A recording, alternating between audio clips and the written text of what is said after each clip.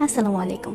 সামনে কোরবানি ঈদে কিছু জানা অজানা তথ্য নিয়ে তোমাদের মাঝে হাজির হলাম। কোরবানি মানে শুধুমাত্র পশু জবাই করা নয়, আসলে কোরবানি হলো নিজের ইচ্ছেকে আল্লাহর আদেশের কাছে সঁপে দেওয়া। চলো এবার কোরবানির ইতিহাস ছোট্ট করে জানা যাক। অনেক অনেক বছর আগের কথা, একজন নবী ছিলেন, নাম ইব্রাহিম আলাইসাল্লাম। তিনি ছিলেন আল্লাহর খুব প্রিয় বান্দা।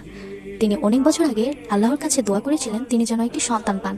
অবশেষে অনেক অপেক্ষার পর আল্লাহ তাকে উপহার হিসাবে ফুটফুটে ছেলে ইসমাইল আলাইসাল্লামকে পাঠান। ইব্রাহিম আলাইসাল্লামের ভালোবাসাকে কেন্দ্র হয়ে উঠেছিল সন্তানটি। কিন্তু একদিন তিনি স্বপ্ন দেখলেন তিনি তার ছেলেকে কোরবানি করছেন। প্রথমে মনে করেছেন এটি একটি সাধারণ স্বপ্ন, কিন্তু যখন পরপর 3 রাত তিনি একই স্বপ্ন দেখলেন তখন তিনি বুঝলেন এটি কোনো সাধারণ স্বপ্ন নয়, আল্লাহর পক্ষ থেকে একটি কঠিন পরীক্ষা। তিনি ছেলেকে বললেন, বাবা, আমি স্বপ্ন দেখেছি আমি তোমাকে কোরবানি দিচ্ছি, তুমি কি বলো? ইসমাইল আলাইসাল্লাম শান্তভাবে উত্তর দিলেন, বাবা, আপনি যা আদেশ পেয়েছেন তাই করুন, ইনশাআল্লাহ আমি ধৈর্য ধরব। এই কথা শুনে ইব্রাহিম আলাইসাল্লামের চোখ ভিজে গেল। তিনি ছেলেকে নিয়ে নির্দিষ্ট স্থানে গেলেন, চোখ বেঁধে দিলেন, ছুরিও চালালেন, কিন্তু ছুরিতে কাটল না।